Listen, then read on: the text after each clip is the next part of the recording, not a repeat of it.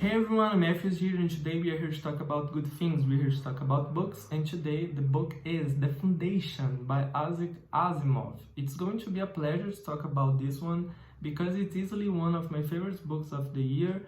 So, yeah. Ei, acalma teu coração, o vídeo vai ser em português. Eu só queria arrancar um sorrisinho seu, que eu sei que eu não arranquei, né? Acho que só eu fico rindo das coisas que eu faço, né, pra não entrar em depressão, né, de tão sem graça que é. Mas é isso, cara, ó, a gente tá aqui pra falar de coisa boa, a gente tá aqui pra falar de livro, né, fazendo uma tradução bem bacana do começo do vídeo. E esse é um dos meus livros favoritos do ano, sem sombra de dúvida. Acalma Teu Coração, parte 2. Isso não é um livro apenas, isso é a trilogia Fundação, certo? Então, se você fizer uma divisão aí, uma divisão complexa, que eu vou fazer esse cálculo pra ti, 900 dividido por 3 dá o quê? 300, né? Demorei um pouco para fazer. Então, cada livro tem cerca de 300 páginas. Então, se você se interessar pela história, cara, esse Joga é um livro maravilhoso e ele é mediano, né? Acho que 300 páginas está bem no limiar que eu gosto de ler. Então, sobre o que conta essa história? Cara, que história maravilhosa. Para vocês terem ideia do quão bom é e do quão essa história é reconhecida como algo grandioso, esse livro competiu contra O Senhor dos Anéis no prêmio de melhor livro de ficção científica de todos os tempos, do ano de 1900 e bolinha, e ele ganhou, cara. Você tem ideia? Imagina, né? Pô, por exemplo, se eu escrevesse um livro e alguém falasse assim, cara, o Tolkien, né, tá competindo contra você, eu ia falar, tá, foda-se, perdi, né?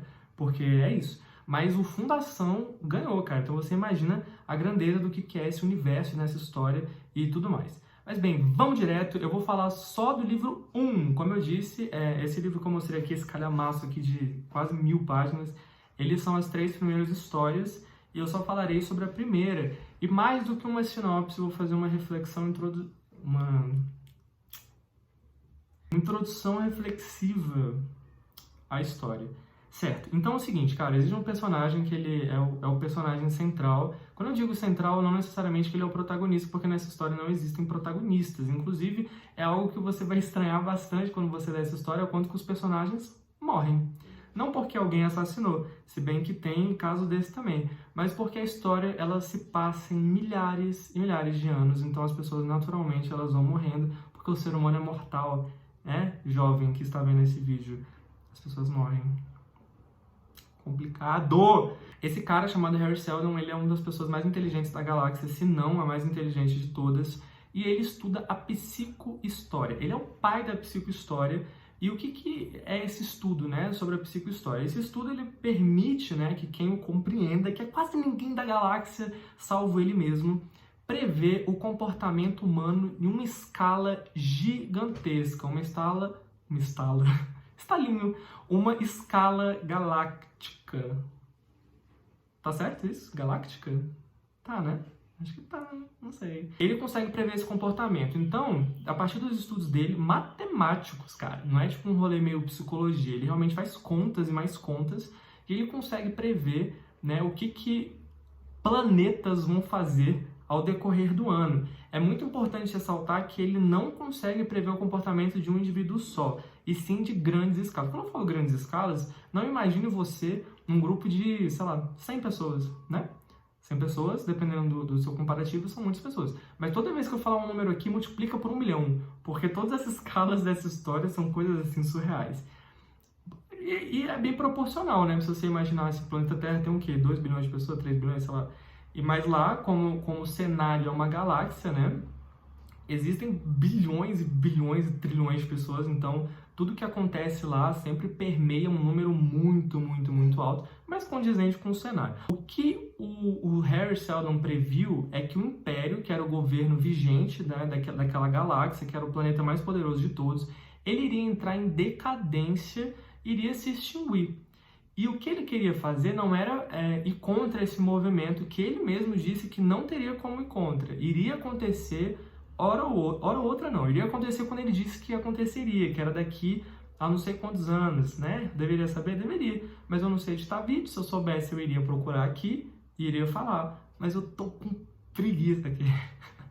Não, aqueles não, é verdade mesmo. Cara, é porque vocês não têm noção de quantas vezes eu gravo um vídeo, mas eu já tô saindo, né, da minha linha lógica de raciocínio aqui. Então ele preveu que esse império iria entrar em decadência, iria entrar em declínio. O que ele propõe é que ele consiga criar uma enciclopédia com todo o conhecimento humano, e a razão disso é que ele diz que caso isso não seja feito, caso não haja essa grande enciclopédia com todos os conhecimentos, né, alavancados na história do ser humano, eles passariam por um período de bárbaro de 1000 anos. E caso eles fizessem essa enciclopédia, esse tempo reduziria exponencialmente, por mais que ele diga que iria acontecer de qualquer forma também. Então o objetivo dele, no fim das contas, era o quê? Reduzir o sofrimento humano. Essa é a plot da história. É um homem genial dizendo que o império iria acabar, e ele propôs que o conhecimento fosse compilado numa grande enciclopédia para reduzir, então, um período de catástrofe que era, ao olhar dele, inevitável. Durante toda a história, a gente fica muito interessado em saber se o plano dele realmente deu certo, se ele realmente conseguiu prever, porque, veja, assim como acontece com a gente, quando ele falou isso tudo, a maioria, a esmagadora maioria olhou para ele e ficou tipo... Quem é esse nerd? E a galera não acreditava nele, né? Tipo, descria não, está errado, né? Certeza absoluta. Descria parece muito errado. A galera não dava crença aqui, não acreditava no que ele falava, mas, de toda forma, algumas pessoas, novamente, quando eu falo algumas, milhares, mas dado a quantidade de pessoas que existiam, era uma quantidade ridícula. Mas algumas milhares de pessoas acreditaram nele e foram junto com ele, né, em busca de fazer essa grande enciclopédia. E você começa a perceber que ele começa a acertar algumas coisas, e ele começa a cada vez criar mais força, né, e um maior número de seguidores para o que ele acreditava e o que ele dizia.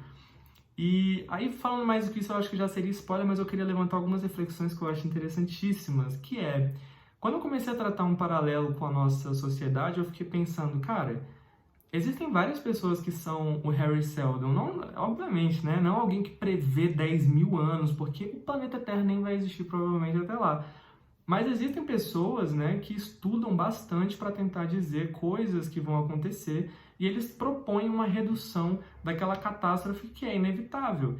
E quando eu pensei sobre tudo isso, o que me veio na cabeça foram questões ambientais. Cara, tem gente que estudou a vida inteira e conseguiu prever com uma grande taxa assim, de acertabilidade, de fidedignidade com a realidade, né?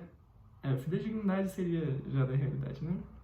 Ai, eu quero usar a palavra bonita e eu falo merda. E essas pessoas dizem, cara, a gente precisa reduzir a quantidade de emissão, né, de gases tóxicos, né, para o ar e tudo mais, e todas essas coisas que eu não tenho propriedade para falar. Mas essa galera realmente é muito inteligente, eles dizem, tipo, gente, vamos lá, né, e tal. E eu fiquei pensando, cara, se for para existir algum cara desse, vai ser um ambientalista. Mas não paro por aqui.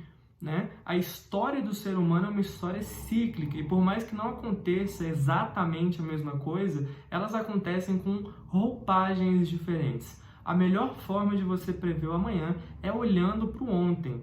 E como Harry Seldon dizia, é impossível você prever o comportamento de uma pessoa só sem conhecê-la. Mas não é tão impossível assim você prever um movimento de uma sociedade. Afinal de contas, a gente tem quase 2.000 anos de história para conseguir dizer... Caralho, falei muita merda agora, né? A gente já tem, tipo assim, 30.000 anos, mas eu falei só 2. Por quê? Porque eu usei referência de Jesus como critério de existência do ser humano, que é bem falho da minha parte. Então, perdão, cientistas que estão vendo esse vídeo. Mas, enfim, a gente tem um período gigante de história para aprender com nossos erros, né? E o que a gente faz? A gente erra de novo, de novo. Então é bastante interessante ver como que a gente pode se utilizar disso, né? O Harry Seldon, ele trouxe todo esse estudo de massas, porque, de fato, pensa só, é muito difícil você olhar para alguém e acertar com certa, né, com uma probabilidade realmente grande de acertar o que ela vai fazer, porque as pessoas são meio imprevisíveis nas atitudes dela. Agora, imagina aquela pessoa com um grupo de amigos, fica mais fácil, não fica?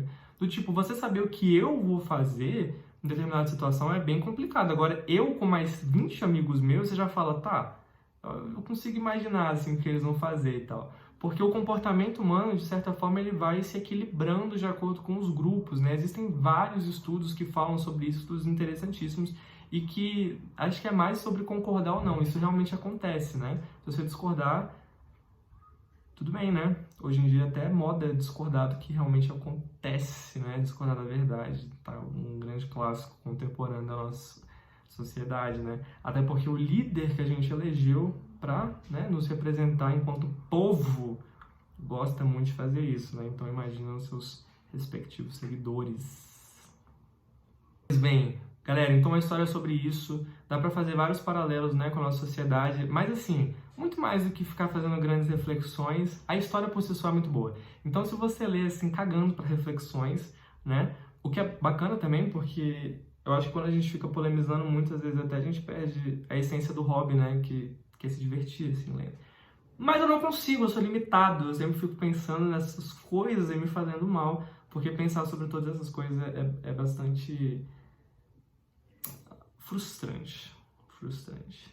Mas é uma história muito boa, de verdade. Todo um universo, tem personagens que são muito marcantes, maravilhosos. Não se apegue muito a eles, porque o tempo ele passa muito nessa história, então as pessoas vão morrer de velhice mesmo, né? Como eu falei, é o ciclo das coisas. Então é isso, cara. Sinto que esse vídeo não ficou tão bom, mas eu vou postá-lo mesmo assim, porque a gente é muito autocrítico, às vezes acha tudo que a gente faz ruim. Então, às vezes é mesmo, né? Às vezes esse vídeo ficou ruim, às vezes não. Me diga você, meus seguidores amados. Se vocês gostaram desse vídeo, deem seu like, seu comentário. E se vocês quiserem, eu faço a parte 2 desse vídeo, que é sobre a segunda história, né? Eu vou falar um pouco pra vocês, caso aconteça outro vídeo, o que aconteceu com essa fundação, se deu certo, se não deu, se o Seldon foi mais desacreditado, se foi desacreditado. Acho que era desacreditado que eu queria falar aquela hora do vídeo, né? Acho que era isso. Eu falei descrer, né? Descristo. Alguma coisa burra desse jeito. Então me dizem se vocês querem que eu faça o vídeo, se o 2 der certo também, eu faço o 3 e a gente fecha essa trilogia da Fundação com um review bem legal aqui pra vocês. Então é isso. Meu muito obrigado e a gente se vê o mais breve possível, que provavelmente vai ser o unboxing da tag, que eu acho que chega depois de amanhã, talvez, se os correios colaborarem, né? Então, um grande beijo, gente. Obrigado por terem visto até aqui e até!